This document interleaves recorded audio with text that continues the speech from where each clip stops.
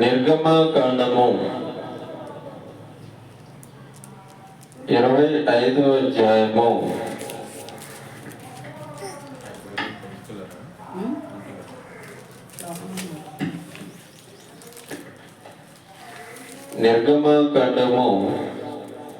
25వ అధ్యాయము 40వ వచనం మొదటగా నేనే చదువుతాను.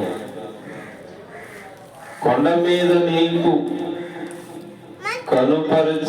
కనుపరచబడిన వాటి రూపము చొప్పున వాటిని చేయుటకు జాగ్రత్త పడము. దేవుడి చిన్న వాక్యాన్ని మన కొరకు దీవించిన యొక్క చిన్న మాట ప్రార్థన చేసుకున్నాం. స్తోత్రము తండ్రి, వందనాలు. సర్వోన్నతుడా, మహోన్నతుడా, రాజాది రాజా మీకు వందనాలు. సర్వజ్ఞుడా మీకు వందనాలు. ఆది సంభూతుడా మీకు వందనాలు, స్తోత్రాలు తండ్రి. అయ్యా, అఖిల బ్రహ్మాండాన్ని తండ్రి ఒక్క మాటతో కలుగజేసిన దేవా మీకు వందనాలు, స్తోత్రాలు తండ్రి. సహాయం చేయండి. స్తోత్రాలు తండ్రి. అయ్యా, ఇంతవరకు తండ్రి పాటల ద్వారా మిమ్మల్ని మహిమపరిచాము, స్తుతించాము తండ్రి. అయ్యా తండ్రి, మేము తండ్రి మరలా మేము ఇళ్ళకి తిరిగి వెళ్ళక ముందు మరి ఒకసారి మీ వాక్యాన్ని అయ్యా మీ మాటలను వినడానికి తండ్రి మాకు ఇచ్చిన అవకాశాన్ని బట్టి మీకు వందనాలు. మా హృదయాలు మీ కొరకు తెలుస్తున్నాము తండ్రి. మీరే నింపండి, సహాయం చేయండి. విన్న వాక్యాన్ని మా హృదయంలో మీరే నాటండి, విత్తండి, సహాయం చేయండి. దేవా మీకు వందనాలు. ఈ దాసుని మరుగుపరిచి మీరే మాట్లాడి తండ్రి వాక్య సారాంశాన్ని, సత్యాన్ని తండ్రి మర్మాలను మీరే బయలుపరచుకోమని సహాయం చేయమని యేసు పరిశుద్ధ నామమున అడిగి వేడుకొంచున్నాము తండ్రి. ఆమేన్.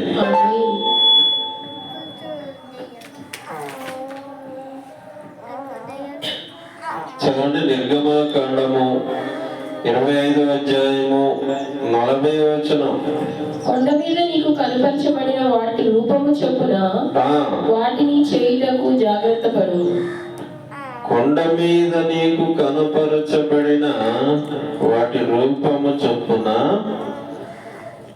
వాటిని చేయుటకు జాగ్రత్త పడము.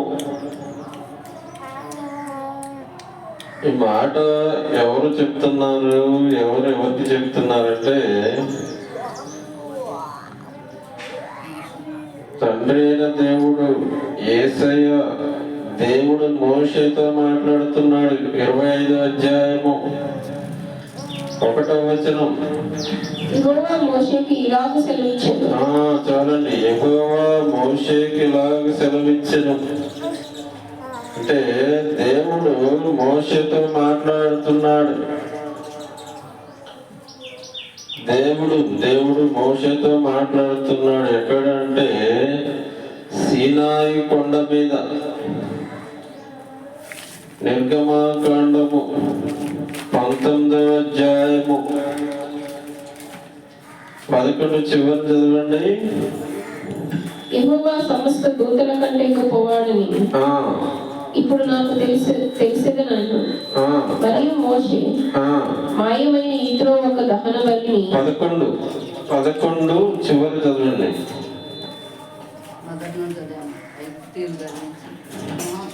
నిర్గమకాండము 19వ అధ్యాయము 11వ వచనం. 3వ నాటికి సిద్ధముగా ఉండవలను. 3వ నాడు యెహోవా ప్రజలందరి కన్నుల ఎదుట సీనాయి పర్వతం మీద దిగి వచ్చును. 18వ వచనం కూడా యెహోవా అగ్నితో సీనాయి పర్వతం మీదకు దిగి వచ్చాడు. మోషే గారు సీనాయి పర్వతం మీద దేవుడు ప్రత్యక్షమై మోషేతో ముఖాముఖిగా మాట్లాడుతున్నాడు. హోరేబు కొండేమో మొట్టమొదటిసారిగా మోషేతో మాట్లాడినప్పుడు హోరేబు కొండ మీద మాట్లాడాడు. ఏంటి? సీనాయి పర్వతం మోషే ఇశ్రాయేలు జనాంగాన్ని నడిపించే పెద్ద నాయకుడు.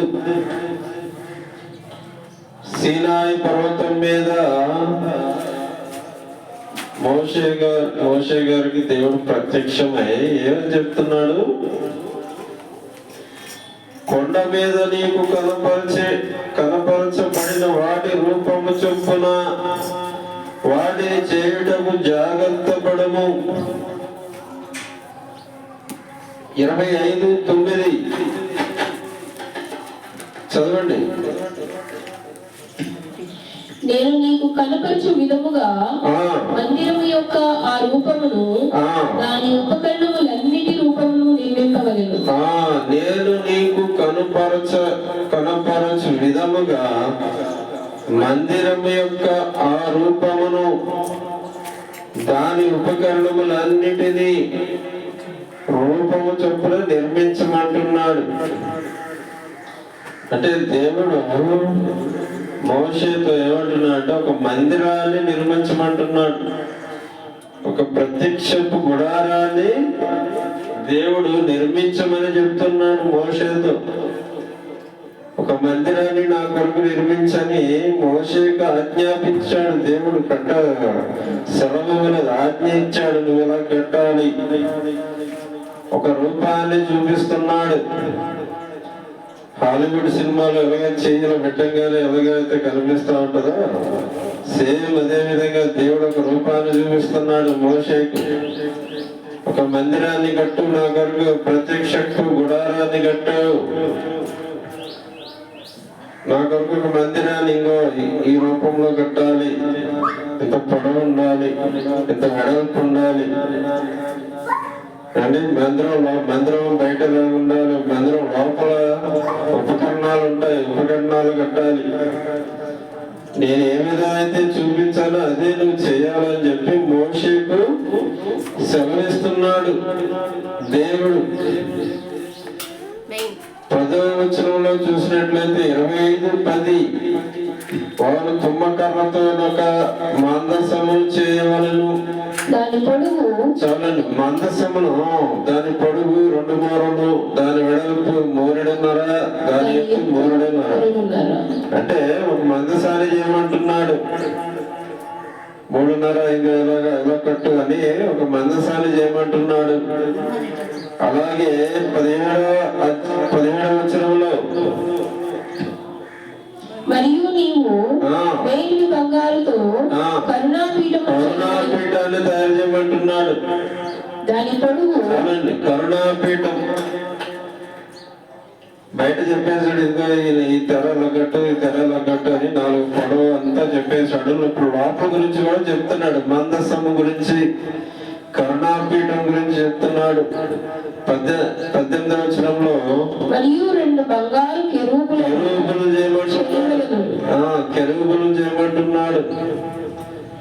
ఏమంటే 21లో మందసంలో శాసనాలు ఉంచమంటున్నాడు. నేను నీకిచ్చు శాసనములను ఆ మందసంలో ఉంచవలెను. మందసంలో ఉంచమంటున్నాడు. 23వ వచనంలో ఒక బల్లను తయారు చేయమంటున్నాడు. మరియు నీవు తుమ్మకలతో ఒక బల్ల చేయవలని అంటున్నాడు. దాని మీద ఏం పెట్టాలంటే 30వ వచనం, నిత్యమును నా సన్నిధి రొట్టెలను ఈ బల్ల మీద ఉంచవలెను. సన్నిధి రొట్టెలను బల్ల మీద ఉంచవలెను. 31లో దీపవృక్షం చేయమంటున్నాడు. మరియు నీవు మేలు బంగారుతో దీపవృక్షం చేయమంటున్నాడు. 37వ వచనంలో దానికి 7 దీపాలను వెలిగించమంటున్నాడు. నీవు దానికి 7 దీపములను చేయవలెను. 39 చివరిలో ఆ ఉపకరణములన్నీ 40 వీసల మేలి బంగారుతో చేయవలనని కొండ మీద నీకు కనపరిచిన వాటి రూపము చొప్పున వాటిని చేయటకు జాగ్రత్త పడమంటున్నాడు. ఇవన్నీ ఏంటి? ప్రధాన చదివి మందసము, కరుణాపీఠము, కెరూబులు ఇవన్నీ ఏంటంటే మందసం లోపల ఉన్నటువంటి ఉపకరణాలు. నేను ఏదైతే నీకు చూపించానో అదే విధంగా నువ్వు చెయ్యాలి మోషే అని చెప్పి దేవుడు మోషేకు ఆజ్ఞాపించాడు. దేవుడు మోషేకు ఆజ్ఞాపిస్తున్నాడు.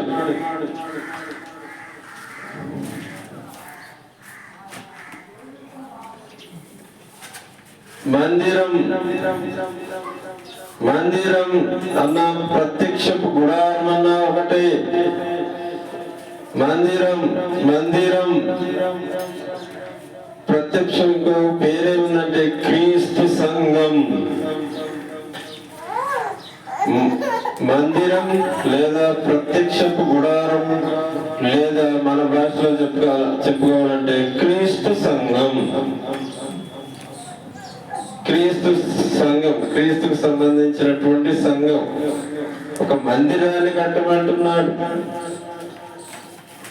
దీనిలో ఉన్న ఆధ్యాత్మిక భావం ఏమిటి?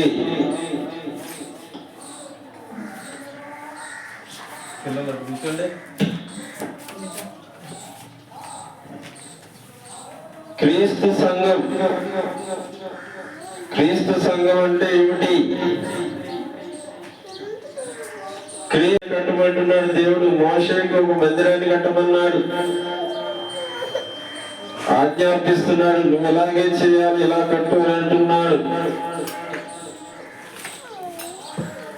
క్రీస్తు సంఘం ప్రత్యక్షపు గుడారముగా క్రీస్తు సంఘం. క్రీస్తు సంఘం అంటే ఏమిటి? క్రీస్తు సంఘం ఎవరైతే సువార్త నమ్మి రక్షణ పొందుకొని బాప్తిసం తీసుకొని వాళ్ళందరూ ఒక చోట కూడుకునే సమావేశమే స్థలాన్ని, చోటుని క్రీస్తు సంఘం అంటారు. ఏంటి? సువార్త ఎవరైతే సువార్త నమ్మి బాప్తిసం తీసుకొని రక్షణ పొందుకొని ఒక చోట కూడుకునేటువంటి, రక్షణ పొందుకున్న వారు అందరూ కూడుకునే ప్రదేశమే క్రీస్తు సంఘం. 10 మంది కార్మికులు కలిస్తే దాన్ని కార్మిక సంఘం అంటారు. 10 మంది మహిళలు కలిస్తే దాన్ని మహిళా సంఘం అంటారు. అంటే 10 మంది మహిళలు కలిస్తే దాన్ని మహిళా సంఘం అంటారు. 10 మంది క్రైస్తవులుగా కూడుకుంటే దాన్ని ఏమంటారు? క్రీస్తు సంఘం అంటారు. కానీ క్రీస్తు సంఘం అనరు దాన్ని. 10 మంది కూడుకున్న చోట క్రీస్తు సంఘం అనరు. 10 మంది క్రైస్తవులు కూడుకుంటే అది క్రీస్తు సంఘం అయిపోదు. దేవుడు ఒక సత్యాన్ని, ఒక మర్మాన్ని తెలియజేస్తున్నాడు. 10 మంది కూడితే, 10 మంది కార్మికులు కూడితే దాన్ని కార్మిక సంఘం అన్నారు. ఏమండి? 10 మంది మహిళలు కూడితే దాన్ని మహిళా సంఘం అన్నారు. 10 మంది క్రైస్తవులు కలిస్తే దాన్ని క్రీస్తు సంఘం అన్నారు. అదొక సజీవరాళమైన కుప్ప అంతే. అంతేగాని ప్రతి చర్చ్ క్రీస్తు సంఘం అయిపోయిందండి. ఒక ఎగ్జాంపుల్ చెప్తాను నేను. ఒక వ్యక్తి ఇల్లు కట్టాలనుకుంటున్నాడు. ఇల్లు కట్టాలంటే స్థలం కావాలి. స్థలం దొరికింది, అంతా బాగానే ఉంది. ఇల్లు కట్టడానికి పరికరాలు కావాలి. పరికరాలు ఏంటి? ఇసుక, సిమెంట్ బస్తాలు, ఏమండి, ఓసలు, ఐరన్ రాడ్లు అన్ని కలిపి, ఇసుక రాళ్ళు, కంకర రాళ్ళు అన్ని కలిపి, ఇటుకలు, సిమెంట్లు అన్ని కలిపి ఒక గొప్పగా వేసాం. ఇప్పుడు అది ఇల్లు అవుతుందా? చెప్పండి. ఇల్లు అవుతుంది? అది ఇల్లు అవ్వదు. దాన్ని ఏం చేయాలి? మనం ఒక క్రమ పద్ధతిలో పేర్చాలి. ఒక క్రమ పద్ధతిలో గోడ, ఒక క్రమ పద్ధతి, ప్రహారీ ఒక క్రమ పద్ధతిలో పేర్చాలి. వాటిని అన్ని గొప్పగా వేసి ఇదేనా ఇల్లు అంటే నవ్వుతుంది. ఎవడన్నా చూస్తే మంచి గంటవరు అంటాడు. ఎవడన్నా అనరు. ఎందుకన్నారంటే అది ఇల్లు కాదు కదా, ఒక గొప్ప అంతే. అక్కడ నివాసం, మనుషుల నివాసం ఉంటారు కదా. ఉంటుందా? ఆస్కారం ఉంటుందా? ఆ గొప్పలో మనుషులు నివసిస్తారా? నివసించరు కదా. అందులో ఏముంటాయి? పాములు, జరులు, తేళ్లు ఇవే ఉంటాయి గొప్పలో. మనుషులు నివసించడానికి వీలుగా ఉండదు. ఇల్లు కట్టుకోవాలి. ఇల్లు కట్టుకోవాలంటే నువ్వు నివాసం ఉండడానికి ఇల్లు కట్టుకునేది ఎందుకు? మనుషులు నివాసం ఉండడానికి కట్టుకుంటారు. పాములు తేళ్లకు నివాసం ఉండడానికి కాదు, మనుషులు నివసించడానికి మన ఇల్లు కట్టుకుంటారు. సేమ్ అదే విధంగా క్రీస్తు సంఘం అంటే మనుషులు కాదు నివసించేది, అక్కడ దేవుడు నివసించాలి. 10 మంది కూడుకున్న క్రైస్తవులు 10 మంది కూడుకుంటే అది చర్చ్ అనుకోకూడదండి. మనం అది చర్చ్ అనుకోకూడదు. క్రీస్తు ఉండడు, అదంతా క్రైస్తవ సంఘాలు కాదు.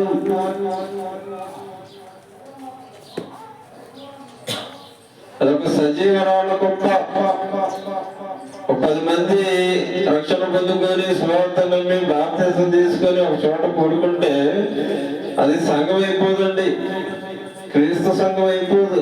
అదంతా ఏంటంటే దేవుడు నివాస యోగ్యంగా ఉండాలి, దేవుడు నివసించాలి ఆ సంఘంలో. ఏమండి? దేవుడు నివసించాలి, దేవుడు నివాసం ఉండటానికి యోగ్యంగా ఉండాలి. అది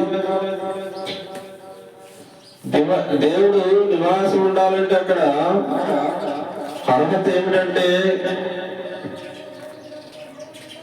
దేవుడు చెప్పిన విధంగా సంఘాన్ని కట్టాలి. దేవుడు చెప్పిన విధంగా ఏదైతే దేవుడు చెప్పాడో, మోషేకి ఆజ్ఞాపించాడు దేవుడు, నువ్వు నా మందిరాన్ని కట్టు, నేను ఏదైతే చూపించానో అదే విధంగా కట్టమంటున్నాడు మోషేకు. ఏమండి? దేవుడు నివాసం ఉండాలి. క్రీస్తు సంఘంలో దేవుడు నివాసం ఉండాలి, మనుషులు కాదు. చర్చ అనేది దేవునికి సంబంధించింది, మనుషులకు సంబంధించింది కాదు.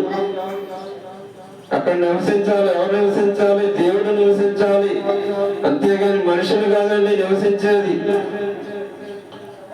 మోషేకు చెప్తున్నాడు, కొండ మీద నీకు కనపరచబడిన వాటి రూపము చొప్పున వాటిని చేయుటకు జాగ్రత్త పడము. దేవుడు నీకు ఏ రూపం చూపించాడు? మోషే గారికి ఒక రూపాన్ని చూపిస్తున్నాడు. ఆ రూపం ప్రకారమే మందిరాన్ని కట్టమంటున్నాడు. మోషే నమ్మకమైనటువంటి వ్యక్తి, దేవునికి చాలా నమ్మకమైన వ్యక్తి అండి. సంఖ్యాకాండము మోషే చాలా యెహోవా ఇల్లంతట్లో నమ్మకమైన వాడంట. సంఖ్యాకాండము 12వ అధ్యాయము 7వ వచనం, అతడు నా ఇల్లంతటిలో నమ్మకమైన వాడు. సాక్షాత్తు దేవుడే సాక్ష్యం ఇస్తున్నాడు మోషే గారి గురించి. అతడు నా ఇల్లంతటిలో నమ్మకమైన వాడు. హెబ్రీ పత్రిక 3వ అధ్యాయము దేవుని ఇల్లంతటిలో 5వ వచనం, దేవుని ఇల్లంతటిలో నమ్మకముగా ఉండేది. మోషే పరిచారకుడై ఉండి దేవుని ఇల్లంతటిలో నమ్మకముగా ఉన్నాడు. అంటే దేవుడు చెప్పింది చేయాలి మనం. ఏమంటే దేవుడు చెప్పింది చేయాలి. మోషే గారు చేశాడా మరి? ఏమండి?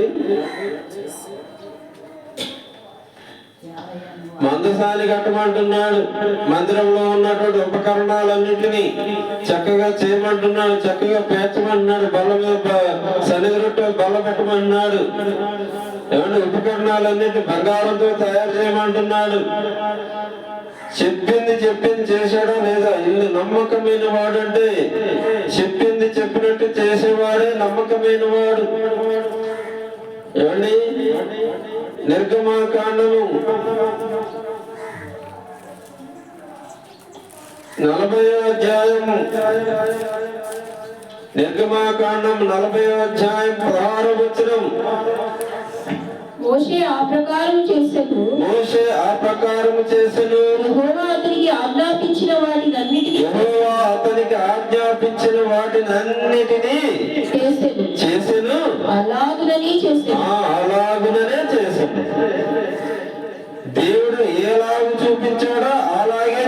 అన్నాడు మోషే భక్తుడు. నమ్మకమైన వారంటే అది దేవుడు ప్రింట్ ఆయన ఏదైతే చెప్పాడో జిరాక్స్ ఇక్కడ వచ్చేసింది అనమాట. సేమ్ అదే రూపంలో కట్టాడు. ఒక బొమ్మ ఉంది, బొమ్మ అచ్చుపద్ధతి ఎలా ఉంటుందో సేమ్ దేవుడు ఏ రూపమైతే చూపించాడు అదే రూపాన్ని మోషే భక్తుడు మందిరాన్ని కట్టాడు. ఆయన ఎలాగ చూపించాడు అలాగే తన యొక్క మందిరాన్ని కట్టాడు. అప్పుడు ఏమైందో చూడండి, 34 వచనం చదవండి, 34, 35. యెహోవా తేజస్సు మందిరమును నింపెను. అది ఏం జరిగిందంట? యెహోవా తేజస్సు మందిరమును నింపెను. ఆ మేఘము మందిరము మీద నిలుచుట చేత మందిరము యెహోవా తేజస్సుతో నిండెను. యెహోవా తేజస్సుతో నిండెను. గనుక మోషే ప్రత్యక్షపు గుడారములోనికి వెళ్ళలేకుండెను. ఒక మందిరాన్ని కట్టాడు, సేమ్ డిటో అక్కడ ఏదైతే చెప్పాడో అదే మోషే గారు తయారు చేశారు. సేమ్ ఉపకరణాలు ఏవైతే చెప్పాడో అదే చేశాడు. పైన సేమ్ ప్రత్యక్ష గుడారం యొక్క వెలుపల ఏ విధంగా ఉండాలో సేమ్ అదే విధంగా కట్టాడు. అప్పుడు ఏమైందంటే దేవుని తేజస్సు ప్రత్యక్షపు గుడారము మేఘముతో నింపబడింది. యెహోవా తేజస్సుతో నింపబడింది. ఏం చెప్పారు? ప్రత్యక్షపు గుడారం అంటే క్రీస్తు సంఘం అని చెప్పారు. ఏమండి? క్రీస్తు సంఘం అని చెప్పారు. మోషే గారు దేవుడు ఎలాగ చెప్పాడో అలాగే చేశాడు. మరి క్రీస్తు సంఘాన్ని నడిపించేది ఎవరు? సేవకుడు, నాయకుడు. మోషే ఒక నాయకుడు, ఇశ్రాయేల్ జనాంగాన్ని నడిపించినటువంటి ఒక పెద్ద నాయకుడు, సేవకుడు, ప్రవక్త. ఈనాడు క్రీస్తు సంఘంలో ఏమండి? క్రీస్తు సంఘాన్ని నడిపించేది ఎవరు? సేవకుడు. ఈనాడు సేవకులు మోషేలాగా నమ్మకంగా చేస్తున్నారా? క్రీస్తు సంఘాన్ని నడిపిస్తున్నారా? యెహోవా తేజస్సు ఆ క్రీస్తు సంఘం మీద ఉంటుందా? చెప్పానే ముందే, 10 మంది క్రైస్తవులు కూడుకున్నంత మాత్రాన అది క్రీస్తు సంఘం అయిపోదు, అదొక చర్చ అయిపోదు. చుట్టూ అక్కడ చర్చ, ఇక్కడ చర్చ, అక్కడ చర్చ, ఇక్కడ చర్చ, అన్ని చర్చలు ఉన్నాయి. దేవుని తేజస్సు అందులో ఉంటుందా? ఏమంటే దేవుని యొక్క షెకినా మేఘం క్రీస్తు సంఘం మీద ఉంటుందా? ఏమండి? దేవుడు సీనాయి కొండ మీద ఒక నమూనాన్ని చూపించాడు. ఒక నమూనాని, ఒక రూపాన్ని, నువ్వు ఈ నమూనా ప్రకారం కట్టాలి, ఈ రూపం ప్రకారం నువ్వు కట్టాలి దేవుని మందిరాన్ని అని చెప్పి దేవుడు సీనాయి కొండ మీద మోషేకి ఆజ్ఞాపించాడు.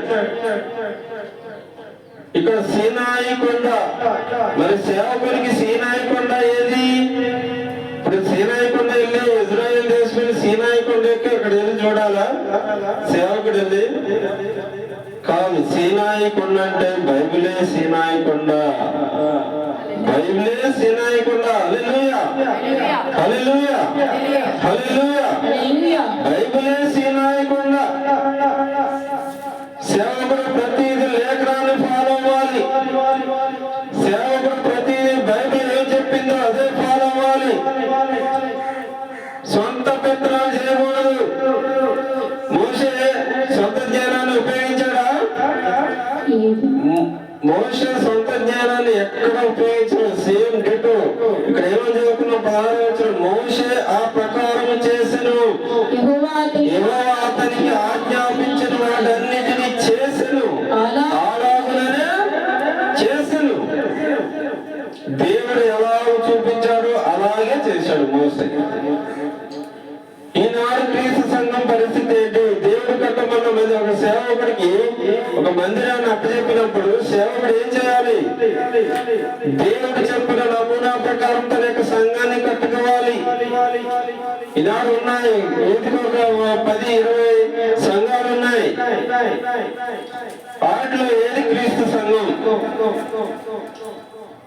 ఏమండి, లేఖనం అనే కొండ దగ్గర చూసుకోమంటున్నాడు దేవుడు. లేఖనమే మనకి కొండ.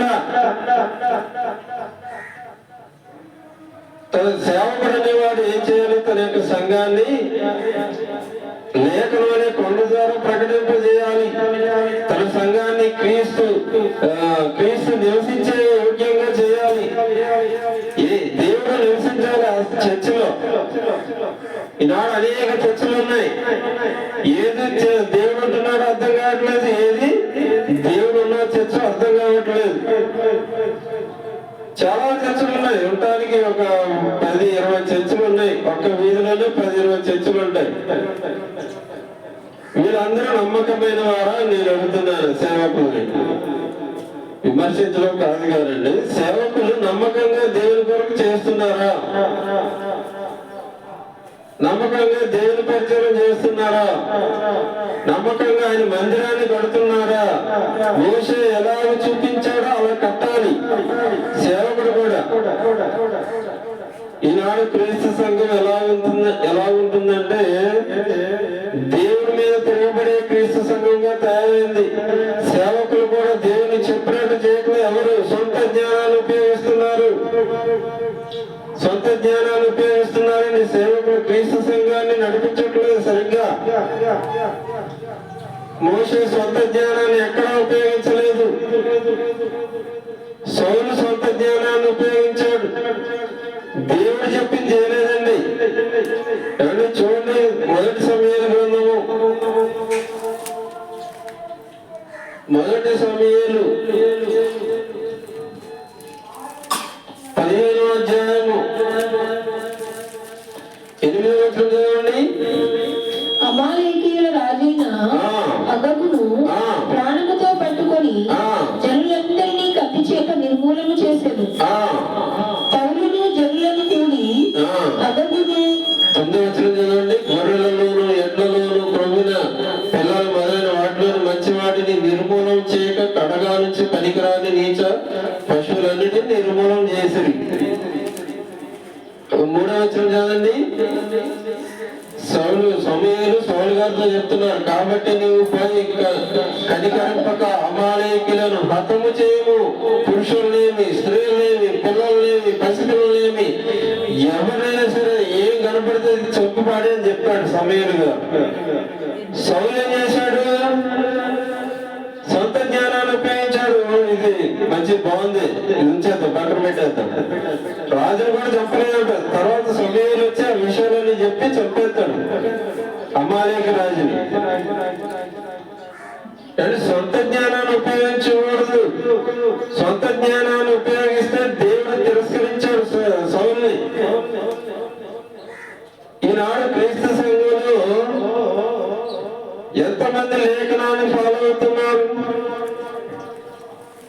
నేను ఫస్ట్ చెప్పేది పునాది బోధలు అనేవి ఉన్నాయి. పునాది బోధలు హెబ్రీ పత్రిక 6వ అధ్యాయం 1-2 వచనాలు. మారు మనస్సు అనే పునాది, విశ్వాసం అనే పునాది, బాప్తిస్మం వచ్చిన బోధ అనే పునాది, హస్త నిక్షేపం అనే పునాది, మృతుల పునరుద్ధానం అనే నిత్యమైన తీర్పు అనే పునాది బోధలు ఉన్నాయి.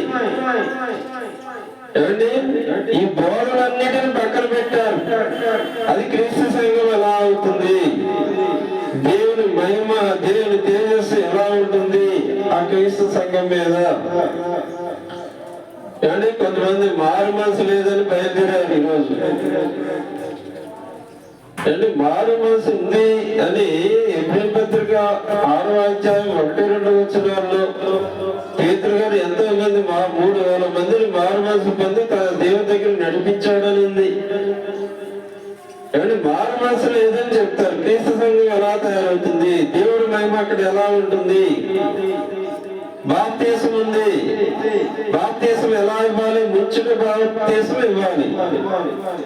ఈరోజు చిలకరింపు బాప్తిసం మొదలెట్టారు. ఎక్కడ చెప్పాడు దేవుడు? యేసు ఎలా బాప్తీసం తీసుకున్నాడు? చిలకరింపు తీసుకున్నాడా? ముంచుడు బాప్తీసం తీసుకున్నాడా?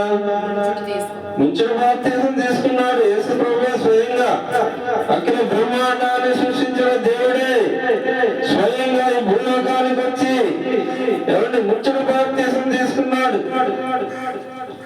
ఈ రోజు చిలకరింపు బాప్తీసాలు ఇస్తున్నారు. అది ఎంతవరకు లేఖనానుసారమైనది కాదు.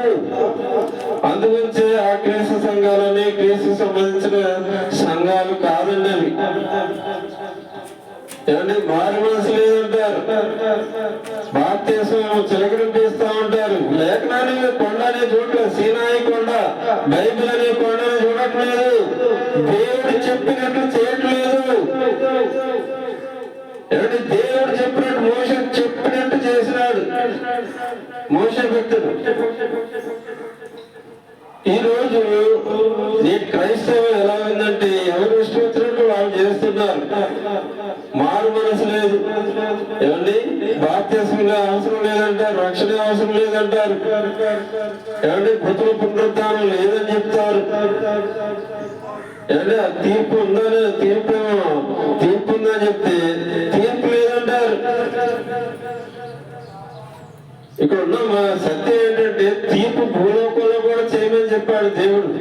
చాలా మంది తీర్పు తీర్చకూడదు, మనం ఎవరు తీర్పు తీర్చకూడదు, ఎవరిని ఏం చేయకూడదని బోధకులు అలా తయారయ్యారు. కానీ అసలు విషయం ఏంటంటే తీర్పు తీర్చమని ఉంది బైబిల్లో. ఏమండి మారు మనసు ఉంది, బాప్తీసం తీసుకోవాలి, చిలకరింపు కాదు, ముంచుడు బాప్తీసం తీసుకోవాలి.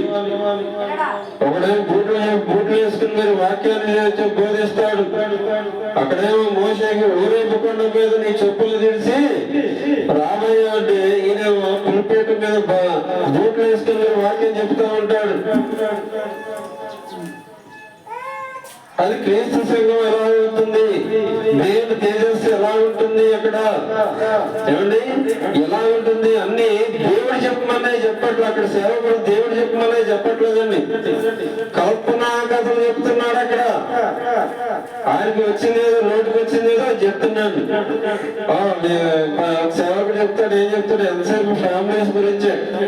అసలు బైబిల్ ఏం చెప్పింది, బైబిల్ ఏం చేస్తుంది ఈ చెప్పట్లేదు. ఎంతసేపు నా భార్య నా పిల్లలు ఇలా చేశారు, వాళ్ళ పిల్లలు ఎలా చేశారు, ఈయన ఎలా చేశారు, దేవుని నామానికి వందనాలు కలుగునాక స్తోత్రం కలుగునాక ఆమేన్. కల్పనా కథలు చెప్తున్నారండి, కల్పనా కథలు. 2వ పేతురు పత్రిక అంటే దేవుని వాక్యాన్ని ప్రకటించాలని మనం దేవుని వాక్యానుసారంగా మనం బోధన చేయాలి. సేవకుడు సంఘాన్ని నడిపించాలి. సేవకుడికి 2 తీర్పు ఉంటుంది, ఒక తీర్పు కాదు, 2 తీర్పు. విశ్వాసకి పోనీలే, విశ్వాసం చూసి చూడటట్టు అనుకుంటాడు. కానీ సేవకుడికి 2 తీర్పు ఉంటుంది. గజగజ వణుకుపోవాలి. మా స్కూల్లో మాస్టర్ అందరికి బాగా చేస్తూ అలా కొట్టేవాడు. మొత్తం పారిపోయిన వాడు వస్తారు చూసారా, వాళ్ళకి ప్రత్యేక కర్ర ఉంటుంది అన్నమాట. పక్కన ఇంత లావు కర్ర తీసి వాడు చచ్చేదా పడతానే ఉంటాడు. అప్పట్లో పెద్ద పట్టించుకునేవారు కాదు తల్లిదండ్రులు కూడా. కొట్టండి ఇంకా చిత్ర కొట్టండి మా వాడు అని చెప్పేవాళ్ళు చెప్తే ఇప్పుడులాగా నా సిచ్యువేషన్ లేదు. అప్పుడు ఏమంటే అందరినీ చదివేవాళ్ళేమో అందరినీ అలా కొట్టేసి వదిలేస్తాడు. ఎప్పుడైతే 0 మార్కులు వచ్చిన వాళ్ళు ఎవరైతే ఉన్నారో వాళ్ళని తీసుకెళ్ళి చిత్త కొట్టడం అన్నమాట. మామూలుగా రేపు జరిగేది అక్కడ కూడా క్రీస్తు న్యాయపీఠం ముందు జరిగేది కూడా అదేనండి. విశ్వాసుల్ని బ్రతుకుని బట్టి ఎలా తీర్పు తీస్తాడు, కానీ సేవకుని బట్టి చాలా కఠినంగా ఉంటుంది. నీతిమంతుడే రక్షించబడుట దుర్లభం. ఎవరి నీతిమంతుడే దేవుడి దగ్గర ఉండిపోతాడు. ఎంత పవిత్రంగా జీవించినా, ఎంత పరిశుద్ధంగా జీవించినా, అతి పరిశుద్ధంగా జీవించినా దేవుని దగ్గరికి వెళ్ళిపోయి చిన్న తప్పుందా అంటాడు దేవుడు దగ్గర. నీతిమంతుడే రక్షించబడ్డ దుర్లభం. ఈనాడు క్రీస్తు సంఘాన్ని సేవకులు, సంఘ కాపరులు ఏం చేస్తున్నారు, సంఘాన్ని మొత్తాన్ని పాడు చేస్తున్నారు, దుర్బోధన బోధిస్తున్నారు, యజమాని బోధన బోధిస్తున్నారు. ఏమండి చూడండి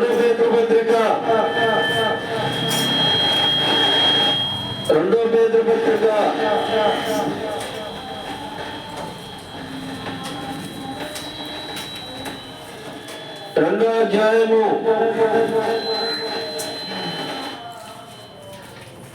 2వ పేతురు పత్రిక 2వ అధ్యాయము 3 చదవండి.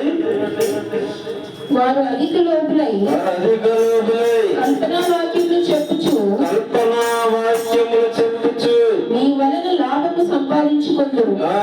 సంఘం ద్వారా లాభాలు పొందుకుంటారు. కల్పనా వాక్యములు చెప్తారు. ఎవరు చూడండి 2వ అధ్యాయం 1వ వచనం చదవండి. మరియు అబద్ధ ప్రవక్తలు ప్రజలలో నుండి అటువలని మీలోను అబద్ధ బోధకులు. అదే విషయం, అబద్ధ బోధకులు ఉంటారు. అబద్ధ బోధకులు ఉంటారండి.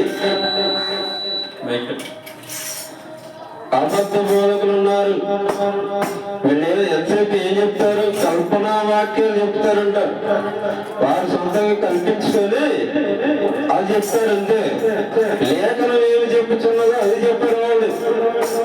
అందుగురించి ఈనాడు క్రీస్తు సంఘాలు ఉన్నాయి, ఏమండి, చర్చలు ఉన్నాయి. ఏం లాభం? అందులో ఒక్కడికి మారు మనసు ఉండదు, అందులో ఒక్కడికి సరైన వాక్య జ్ఞానం ఉండదు, పరిశుద్ధాత్మ వరాలు ఉండవు, ఆత్మ ఫలం ఉండదు. ఎంతసేపు శరీర కార్యాలు, తాగుళ్ళు, తిరుగుళ్ళు, తిట్లు. ఏమంటే అసలు సేవకుడికే తాగుబోతున్నారు సేవకులు. ఏమంటే వాక్యానికి వ్యతిరేకంగా బోధించే వాళ్ళు ఉన్నారు. అది ఆ విషయం కూడా ఉంది, చూడండి.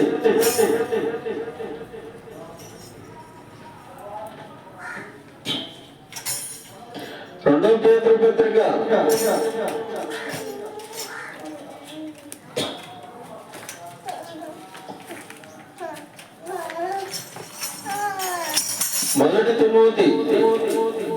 1 తిమోతి పత్రిక 3వ అధ్యాయము. ఇవన్నీ నేర్చుకోవాలండి. 1 తిమోతి 3వ అధ్యాయము ఫస్ట్ చదవండి.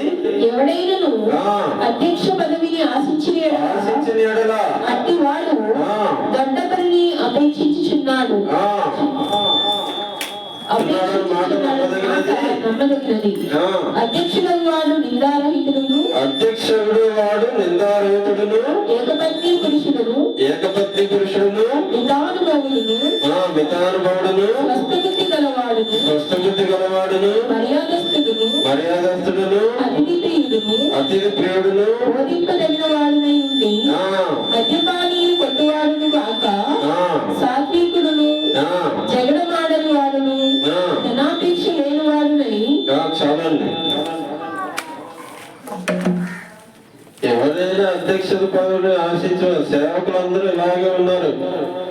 ఏమండి, స్వస్థ బుద్ధి ఉండదు, మర్యాద ఉండదు, మర్యాదస్తుడై ఉండాలంట, మర్యాద ఉండదు ఒక్కడికి. అతిథి ప్రియుడు అసలు ఉండదు, బోధింపదగిన వాడు ఉండాలి. కల్పనా కథలు బోధిస్తాడు. ఏమండి, మద్యపానం ఉంటుంది, కొడతారు, తిడతారు, జగడాలు ఆడుతూ ఉంటారు సేవకులే. ఏమండి, 5లో ఎవడైనా తన ఇంటి వారిని ఎలా నేరకపోయినాడో అతడు దేవుని సంఘమును ఎలాగూ పాలించును. అతడు గర్వాంధుడై అపవాది కలిగిన శిక్షా వీధికి లోబడకుండానట్లు కొత్తగా చేరిన వాడే ఉండకూడదు. 7వ వచనం చివరిలో అంటాడు, వెలుపటి వారి చేత మంచి సాక్ష్యం పొందిన వాడై ఉండవలను. ఎవరున్నారు చెప్పండి? మంచి సాక్ష్యం ఎవరన్నా ఉందా? ఎవరికైనా ఉందా మంచి సాక్ష్యం? పాస్టర్లు తాగుబోతులు ఉన్నారు, తాగుబోతు పాస్టర్లు ఉన్నారు. ఏమండి, వ్యభిచారి పాస్టర్లు ఉన్నారు. ఏమండి, తిట్టుబోతు పాస్టర్లు ఉన్నారు, జగడాలాడే పాస్టర్లు ఉన్నారు.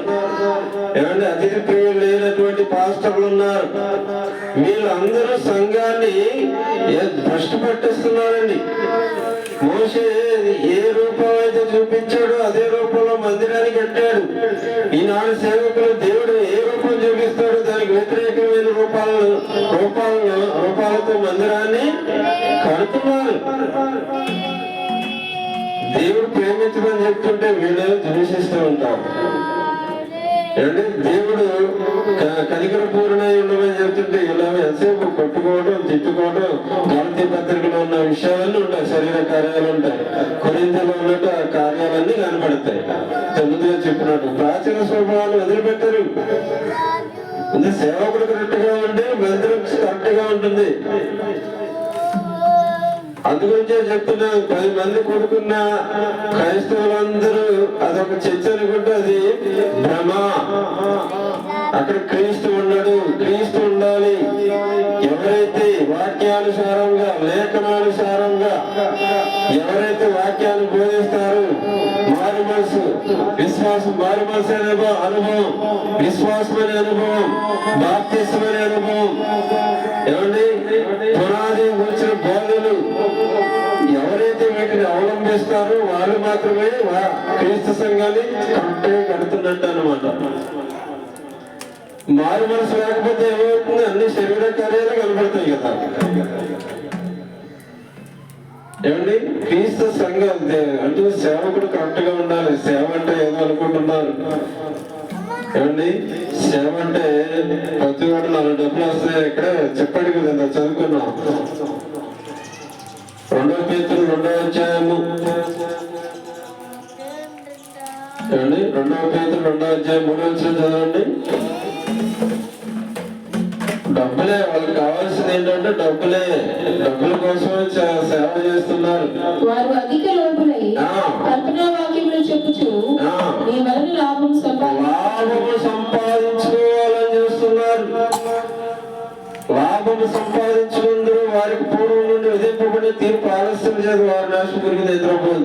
కాబట్టి లాభం కొరకు చూసుకుంటున్నారు సేవకులు. ఎంతసేపు డబ్బు నిండిందా, జేబులో డబ్బులు పడి ఇదే. అసలు దేవుడు ఏం చెప్పాడు, ఏం చేయాలి అది ఆలోచించట్లేదు. ఈనాడు సేవలకి పరిశుద్ధాత్మ నడిపింపు లేదండి ఎవరికి. పరిశుద్ధాత్మ ఉంటే క్రీస్తు సంఘం చెప్పినట్టు నడుచుకుంటుంది. దేవుడు చెప్పినట్టు క్రీస్తు సంఘం నడిపించగలుగుతాడు. ప్రతి సేవకుడు మోషేలా ఉండాలి. నమ్మకస్తులుగా ఉంటున్నారా సేవకులు ఎవరైనా? ఏమండి పలానా చర్చ ఉందండి, ఎప్పుడు చూడు గొడవలే. ఆ పాస్టర్ గొడవ, అన్ని గొడవలే. పలానా చర్చ ఉందండి, ఏమండి పలానా చర్చ ఉంది, పలానా పాస్టర్ గారు ఉన్నాడు. ఎందుకంటే వ్యతిరేకత ఉన్నదంటే అతడు దేవుడు చెప్పిన రీతిలో కట్టబడట్లేదు. ఏమండి దేవుడు చెప్పిన రీతిగా సంఘాన్ని కడతలేదు. దేవుడు చెప్పిన మోషేలో అతను తయారు కావట్లేదు. అందులోంచే క్రీస్తు సంఘాన్ని సరిగ్గా నడిపించలేకపోతున్నాడు. ఏమంటే దేవుని తేజస్సు ఉండట్లేదు, దేవుని మహిమ ఉండట్లేదు. అక్కడ మీరందరికీ ఏదో ఒక రోజు మరణం ఉంటుందంటే చూడండి, మరణం సంభవిస్తుంది. 2వ పేతురు పత్రిక 2వ అధ్యాయము 1వ వచనం చివరి చదవండి. తమకు తామే శీఘ్రముగా నాశనమును కలుగ చేసుకొనుచు నాశనకరముగు భిన్నాభిప్రాయములు రహస్యంగా బోధించుదురు. తమకు తామే శీఘ్రముగా నాశనమును కలుగ చేసుకుందురు. నాశనమన్నా, మరణమన్నా, పురుగులు పెట్టి పోతారన్నా అన్ని ఒకటే. దేవుని మందిరాన్ని మోషే చెప్పినాడు. మోషే ఏ విధంగా అయితే కట్టాడు, ప్రతి ఒక్క సేవకుడు అదే విధంగా కట్టాలి. అంతేగాని లేఖనానికి వ్యతిరేకంగా దుర్బోధనతో, యజబేలు బోధనతో కనుక నువ్వు క్రీస్తు సంఘాన్ని నింపితే నీకు మరణమే గతి. మరణమే, ఇంకేం లేదు. సోలు గారు ఏం చేశాడు? దేవునికి వ్యతిరేకమైన కార్యం చేశాడు. దేవుడు తక్షణమే నువ్వు ఈ రాజ్యాన్ని పరిపాలించడానికి అనర్హుడైన సమయంలో ఏమండి అమాలేకి రాజు చంపేసి అతన్ని వదిలేసి వెళ్ళిపోతాడు. మళ్ళీ జీవితంలో ఒక్కసారి కూడా కనపడలేదండి సమయం సోలుకి. దేవుని ఉగ్రతాన్ని తనకు తానే పడుచుకొని చచ్చిపోయాడు. దేవుని ఉగ్రత. చాలా మంది చెప్తున్నారు, పలానా పాస్టర్ గారు ఇలా ఇబ్బంది పెడుతుంది, పలానా పాస్టర్ గారు ఎలా చేస్తున్నారు, పలానా పాస్టర్ గారు రావుతా అన్నాడు, పలానా పాస్టర్ గారు ఏం చేయొద్దా అన్నాడు, పలానా పాస్టర్ గారు ప్రార్థన చేస్తేనే వస్తారంటే, పలానా పాస్టర్ గారు ప్రార్థన చేస్తేనే గుడి చెప్పొద్దంట, ఏమంటే తగ్గిపోయేదాకా ఇలాంటి దుర్బోధలు దేవుడికి అనుకున్నటువంటి సంఘం వాళ్ళ ద్వారా ఉండదు. దేవుడు మహిమ పొందేటువంటి సంఘం. ఏమండి, వారికి మరణమే తప్పితే ఇంకేమి ఉండదు, వారికి మంచి మనస్సాక్షి ఉండదు. దేవుడు రోమపత్రిక 1:18 దేవుని కోపం పరలోకం నుండి వారి మీదకి వచ్చేస్తున్నదని దేవుడు స్వయంగా చెప్తున్నాడు. అంటే నాశనమే కలుగుతుంది. దేవుని సంఘాన్ని భ్రష్టు పట్టిస్తే ఎలా ఉంటుందంటే, దుర్బోధంతో నింపితే, అంటే అసత్య బోధనతో నింపితే ఏమవుతుందంటే వారికి నాశనమే కలుగుతుందండి. సంతోషించడమే. హల్లెలూయా, హల్లెలూయా, హల్లెలూయా. మనం ఏం బెదరవసరంలా, పలానా సేవకుడు ఎలా చేస్తున్నాడండి, పలానా బోధకుడు ఎలా చేస్తున్నాడంటే, ఈ లేఖనం ఉంది మనకి, లేఖనాన్ని ఎత్తిపెట్టి ప్రార్థన చేయడం ఆడైపోతాడు ఏదో. హల్లెలూయా. దేవుడు క్రీస్తు సంఘం అంటే క్రీస్తు నివసించాలి. 10 మంది విశ్వాసాలు కొనుక్కున్నంత మాత్రాన ఏదో డబ్బు వస్తుందని ఏదో నడిపించేయడం చాలా ప్రమాదం. దేవునితో ఆశామాషి కాదు. దేవుడు వాళ్ళని పట్టుకున్నాడంటే అస్సలు వదిలిపెట్టాడు. మరణమే నీకు గతి, మరణమే నీ గతి. దేవుడితో ఆటలాడబోదు. క్రీస్తు సంఘాన్ని దేవుడు చెప్పిన రీతిగా లేఖనాన్ని అనుసరించి మనం దేవుడి సంఘాన్ని నడిపించుకోవాలండి. మారు మనసు పొందాలి, విశ్వాసం ఉండాలి, పునరుద్ధానం ఉండాలి, పునరుద్ధానం గురించి తెలుసుకోవాలి. ఏమంటే తీర్పు పొందని తెలుసుకోవాలి, తీర్పు తగినట్టుగా మన బ్రతుకును బ్రతకాలి. అలా బ్రతికితేనే వాక్యానుసారమైన బోధనలు మారు మనసు గురించి చెప్పాలి ప్రతి ఒక్క విశ్వాసికి, విశ్వాసం గురించి చెప్పాలి ప్రతి ఒక్క విశ్వాసికి, బాప్తిస్మం గురించి చెప్పాలి ప్రతి ఒక్క విశ్వాసికి. ఏమంటే నెలకోసారి మరి బైబిల్ ఎక్కడ ఉందండి? బలారాధన నెలకోసారి ఇస్తా ఉంటారు. మరి కొత్తగా సంవత్సరానికి ఒకసారి ఇచ్చేవాళ్ళు ఉన్నారు, సంవత్సరానికి ఒకసారి ఇస్తారంట. అపోస్తలుల కార్యములు 17వ అధ్యాయం 20వ వచనం చాలా స్పష్టంగా ఉంది. ఆదివారమున మేము రొట్టె విరుచుటకు కూడుకుంటుని. ఆదివారం అసలు ఎందుకు కొనుక్కుంటున్నాం? అందరూ అనుకుంటారు మేము పాటలు పాడతానికి కొనుక్కుంటున్నామండి, స్వస్థత చేసుకోవడానికి కొనుక్కుంటున్నామండి, మేము ఆరాధించుకోవడానికి కొనుక్కుంటున్నాం. తప్పు తప్పు తప్పు. మనం దానికి కాదు కొనుక్కునేది, మనం దేని కొరకు కొనుక్కుంటున్నాం? ఆదివారం రొట్టె విరవడానికి మనం కొనుక్కుంటున్నాం. ఆ కారణం చేత మనం ఆదివారం ప్రార్థనలు పెట్టుకుంటున్నాం. అంతేగాని ఆరాధించుకోవడానికి, పాటలు పాడుకోవడానికి ఏమండి ఈ కాదు, దీని కాదు. దేవుడు చెప్తున్నది అపోస్తలుల కార్యములు చదవండి 17వ అధ్యాయము 20వ వచనం.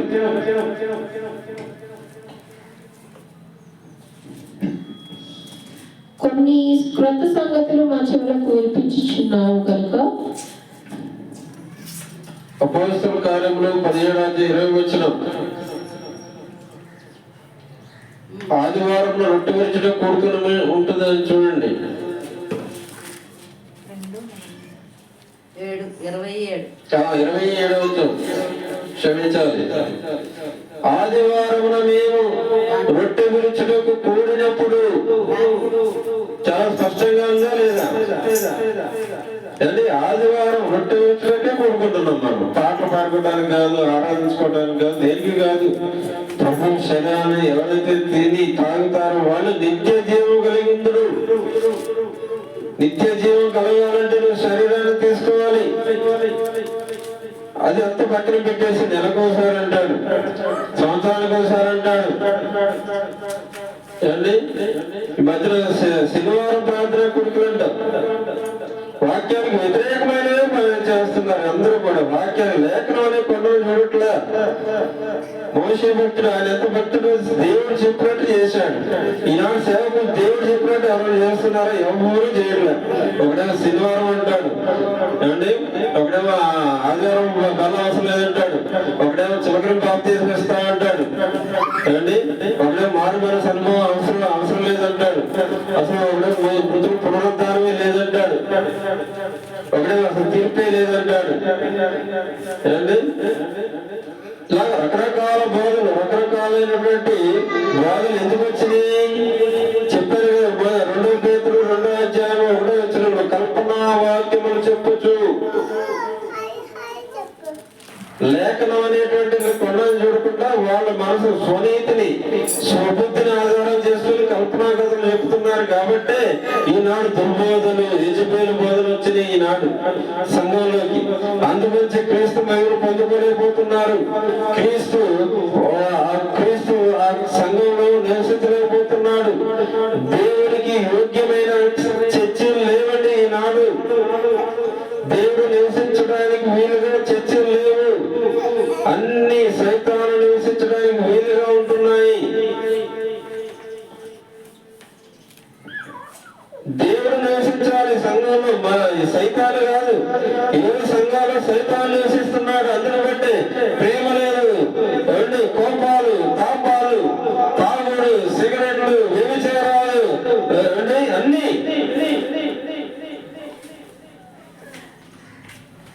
అంటే ఒక విశ్వాస గురించి నాకు ఒక మంచి సాక్ష్యం వినపడలేదు ఇంతవరకు. పలానా విశ్వాసం పలానా చర్చి అందరూ క్రైస్తవులే, కానీ ఏ లాభం? దేవుడు అనుకున్న రీతిలో విశ్వాసం అనేది ఉండట్లేదు. అలాంటి చర్చిల్లో దేవుడు ఎలా ఉంటాడు చెప్పండి? దేవుడు ఉండడు. అలాంటి చర్చిల్లో దేవుడు ఉండడు. క్రీస్తు సంఘం 10 మంది కొడుకున్న చోట అది సజీవరాలు కుప్ప అవుతుంది, కానీ దేవుడికి నివాసంగా ఉండదు. దేవుడు నివాసంగా ఉండాలంటే వాక్యం, లేఖనం అనే దాన్ని పట్టుకోవాలి. లేఖనానుసారంగా తన యొక్క మందిరాన్ని నడిపించుకోవాలి. అప్పుడే క్రీస్తు నివసిస్తాడు. అప్పుడే అందులో దేవుడు నివసిస్తాడు. అప్పుడే షకీనా మేఘం ఆ క్రీస్తు సంఘాన్ని కమ్ముకుంటుంది. ఏమంటే యెహోవా తేజస్సు ఆ మందిరంలో ఉంటుంది. కాబట్టి పరిశుద్ధాత్మను పొందుకుంటారు. ఏమండి వాక్యానుసారంగా తమ యొక్క జీవితాలు మార్చుకుంటారు. ఏమండి శరీర కార్యాలన్నీ భస్మం చేస్తారు. ఏమంటే ప్రేమ కలిగి ఉంటారు. ఏమంటే ఆత్మఫలమైనటువంటి ప్రేమ కలిగి ఉంటారు. ఏమంటే ప్రేమ, సంతోషము, సమాధానం అన్ని కలిగి ఉంటారు. ఇవన్నీ ఏం కనిపించట్లేదంటే వారికి నిజమైనటువంటి మారు మనసు లేదు. నిజమైన మారు మనసు లేదు కాబట్టి, అసలు మారు మనసు లేదని చెప్తున్నాడు. కాబట్టి వారికి మారు మనసు అనేటువంటి అనుభవం రావట్లేదు. ఈనాడు మా గురువు గారు, మా సేవకులు అందరూ కూడా లేఖనానుసారంగా జీవిస్తున్నాం. కాబట్టి ఇది క్రీస్తు సంఘము, దేవుడు కోరుకున్నటువంటి సంఘం మనదే. హల్లెలూయా, హల్లెలూయా. వాక్యానుసారంగా మన జీవితాలు సరి చేసుకోవాలి. లేఖనానుసారంగా మన సేవకులందరూ కూడా లేఖనాన్ని చదివిస్తారు. దేవుని స్తోత్రం. హల్లెలూయా, హల్లెలూయా. లేఖనాన్ని పట్టుకోవాలి. మనం సొంత పెత్తనాలు చేయకూడదు. సొంత ఆలోచనలు మనం వాక్యాలు బోధించకూడదు.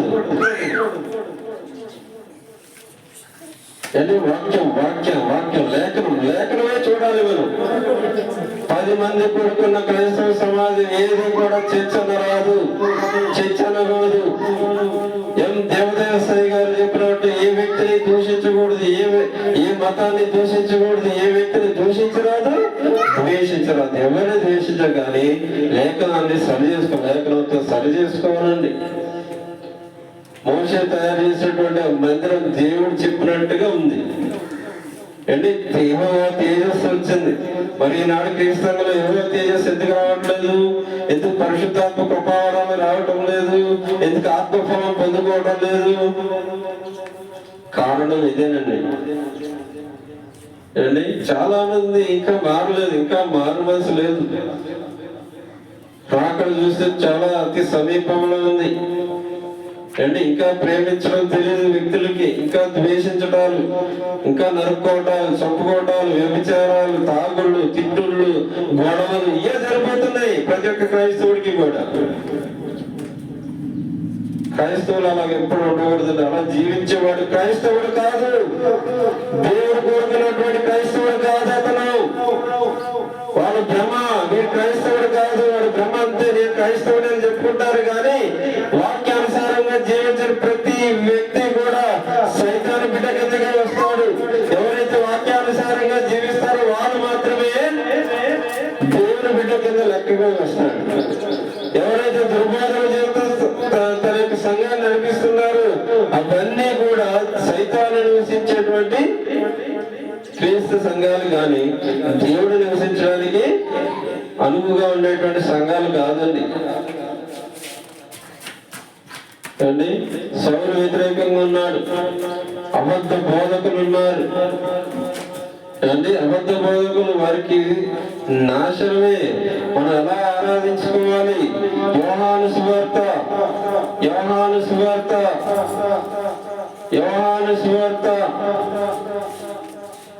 ఒక సత్యాన్ని దేవుడు బయలుపరుస్తున్నాడు, ఒక మర్మాన్ని దేవుడు బయలుపరుస్తున్నాడు.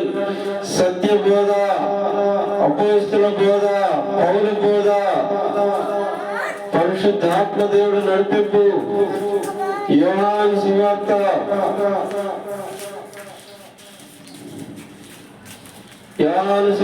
4వ అధ్యాయము.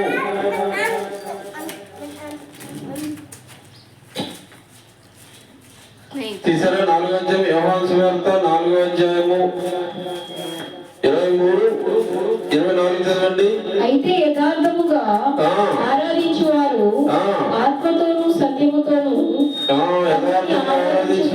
వచ్చుచున్నది. యోహాను సువార్త 4వ అధ్యాయము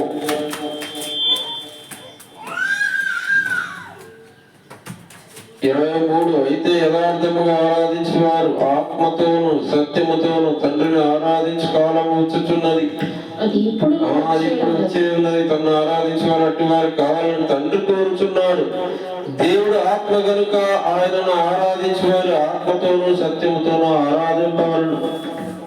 ఆయన ఆత్మతో ఆరాధించాలండి అండి. నోటుతో ఆరాధిస్తారంట చాలా మంది అండి. నోటితో ఆరాధిస్తారు, హృదయపూర్వకంగా దేవుని ఆరాధించారు. హృదయం లోతుల్లోకి వెళ్ళిపోవాలి. యేసయ్య అండి, యేసయ్య నీ హృదయం లోతుల్లోకి వెళ్తే నీకు ఆరాధన వస్తుంది. హృదయ లోతుల్లోకి ఆరాధన వెళ్ళకపోతే ఎక్కడ వేసిన గొంగళ్ళు అన్నట్టు అక్కడే ఉంటుంది. యెషయా గ్రంథము 29వ అధ్యాయము 13వ వచనం చదవండి. 13వ వచనం. ప్రభువు ఇలాగ సెలవిచ్చి ఉన్నాడు, ఈ ప్రజలు నోటి మాటతో నా యొద్దకు వచ్చుచున్నారు, పెదవులతో నన్ను గణపరచుచున్నారు గాని తమ హృదయమును నాకు దూరముగా చేసుకుని ఉన్నారు. వారు నా ఎడల చూపు భయభక్తులు మానవుల విధులను బట్టి నేర్చుకునేది. అదే సంగతి. చూసారా? మానవ విధులు, సొంత ఆలోచనలు. హృదయం ఎలా ఉందంటే దేవునికి దూరంగా ఉంటుంది. ఇంకా అతను ఈ కార్యం ఏం జరుగుతుంది? అతను రక్షణ పొందుకొని ప్రయోజనం ఏమిటి? వాడు అంతకుముందు అలా ఉన్నాడు, ఇప్పుడు అలాగే ఉన్నాడు. కొత్త ఏముంది అతనిలో? ఉన్నది నవీన స్వభావం ఏది అంటే చాలా మంది విశ్వాసులు మారండి. ఎంతసేపు వాళ్ళకోవాలని ఉంటారు. సేవకులు కూడా అలాగే ఉన్నారు. సబ్జెక్ట్ అది కాదు కానీ మన సబ్జెక్ట్ ఏదంటే క్రీస్తు సంఘం. ఈనాడు క్రీస్తు సంఘం అలాగా క్రీస్తు మోషే ఎలా అయితే తయారు చేసినప్పుడు యెహోవా దిగి వచ్చాడు, దేవుడు దిగి వచ్చాడు. మరి ఈ రోజు ఎంతవరకు దేవుడు దిగి వస్తున్నాడు? ఏమండి, దేవుడు ఎంతవరకు క్రీస్తు సంఘంలో దిగి వస్తున్నాడు? అందరూ వాక్యానికి వ్యతిరేకమైన చేస్తా ఉంటే దేవుడు ఎలా దిగి వస్తాడు? అంటే ఒక మంచి అలవాటే లేదు, మారు మనసే లేదు, భారతదేశం గురించి సరైన అవగాహన లేదు. ఏమండి, ఆదివారం గురించి సరైన అవగాహన లేదు, రొట్టె విషయంలో సరైన అవగాహన లేదు. ఏమీ తెలియకుండా సంఘాలు పెట్టేసి నడిపిస్తే అది సంఘం అసలు క్రమపద్ధతిలో క్రమం ఉండదు, ఏముండదు. వాళ్ళు చివరిగా ఇంతవరకు వాళ్ళు పెద్దల కాడి లేచి ఎంత ప్రార్థన చేసినా, ఎంత భక్తి చేసుకున్నా చివరికి వాడు పోయేది నరకానికే పోతాడు. మనం ఎంతో భక్తిగా గెలవాడు అనుకున్న వాడే రేపు తీర్పు దినాల నరకానికి పోయి ఉంటాడు. కమ్ము అంటావు, ఇది చాలా ప్రార్థన పడు, ఇలాగే ఇక్కడున్నాడంటే పైకి వేషాలు వేస్తారు అంతేనండి. నిజమైన మారు మనసు ఎవరికి లేదు. వీరందరి మీద దేవుని యొక్క నాశనం రాబోతుంది. క్రీస్తు సంఘం క్రీస్తు మహిమతో నింపబడాలి. క్రీస్తు సంఘం క్రీస్తు మహిమతో నింపబడకపోతే ఏమండి దుర్బోధ కిందకి వెళ్ళిపోతుంది, దుర్బోధ సంఘంగా మారుతుంది.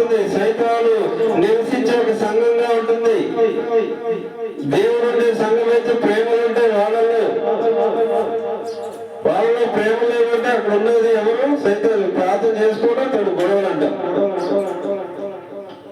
ఆ మెయిన్ అనుకుంటే చాలు, కయ్యాలు పోవటం, గొడవలు పోవటం. అది ఇప్పుడు ప్రార్థన చేసింది ఏమైంది? పరిశుద్ధాత్మ పొందుకున్నది ఏమైంది? అంతా ఏమైంది? అంతా కూడా ఒట్టి బోడకం అండి. అంతా సొంత ఆలోచనలు, సొంత విధులు. లేఖన చోట్ల బైబిల్ చదవాలండి. ప్రతి ఒక్కరు ఒక గంట ప్రార్థన చేయాలి, గంట బైబిల్ చదవాలి, పరిశుద్ధాత్మ పొందుకోవాలి, లేఖనాలైతే ప్రార్థన చేయాలి. అప్పుడే క్రీస్తు మహిమ నీలో నివసిస్తుంది. అప్పుడే క్రీస్తు మహిమ, క్రీస్తు తేజస్సు మనలో, క్రీస్తు సంఘంలో నిలబడుతుంది. ఈనాడు ఎలాగో ఒకసారి మనం పరీక్షించుకుందాం. ఈనాడు క్రీస్తు సంఘం అన్న చెప్పుకున్న సంఘాలన్నీ కూడా క్రీస్తు సంఘాలు కాదండి. ఆ చర్చ పలానా చర్చ అంట, పలానా అట్లా 4, 10, 20 ఉన్నాయి. కానీ ఎలాగో అందులో క్రీస్తు ఉంటున్నాడు. క్రీస్తు ఉండట్లేదు, అందులో సైతానే ఉంటుంది. అందుగురించి వాళ్ళ గురించి ఎప్పుడు చెడు వార్త వినపడుతుంటే ఆడ వేస్ట్ గా. కాబట్టి మన సంఘం అయితే లేఖనాన్ని పరిశీలించుకోవాలి. మన సంఘంలో లేఖనమే చెప్తాం. లేఖనం ఏం చెప్తుందో అదే చెప్తున్నాం. లేఖనం ఏం చేసిందో అదే చేస్తున్నాం. దేవుడు ఏం చెప్పాడో అదే చేస్తున్నాం. మోషే నమ్మకంగా ఎలాగైతే చేస్తున్నాడో మా సేవకులు మేము కూడా అంతే నమ్మకంగా దేవుని కొరకు జీవిస్తున్నాం, దేవుని కొరకు బ్రతుకుతున్నాం, లేఖనాన్ని పరిశీలిస్తున్నాం. ఏమండి, దేవుడు చెప్పింది చేస్తున్నాం కాబట్టి దేవుని తేజస్సు ఇక్కడ ఉంటుంది, దేవుని మహిమ ఇక్కడ ఉంటుంది, షకినా మేఘం ఇక్కడ ఉంటుంది సంఘంలో. హల్లెలూయా, హల్లెలూయా. ఎప్పుడైతే దేవుని మహిమ, దేవుని తేజస్సు, షకినా మేఘం ఎప్పుడైతే మన మధ్య ఉన్నదో మన బ్రతుకులు మారుతాయి. మనం పరలోకం వెళ్తాం, సింహాసనాన్ని పొందుకుంటాం, కిరీటాన్ని పొందుకుంటాం. హల్లెలూయా. దేవుని కృపను మనకు అనుగ్రహించును గాక. ఆమేన్. కళ్ళు మూసుకొని ప్రార్థన చేసుకుందాం.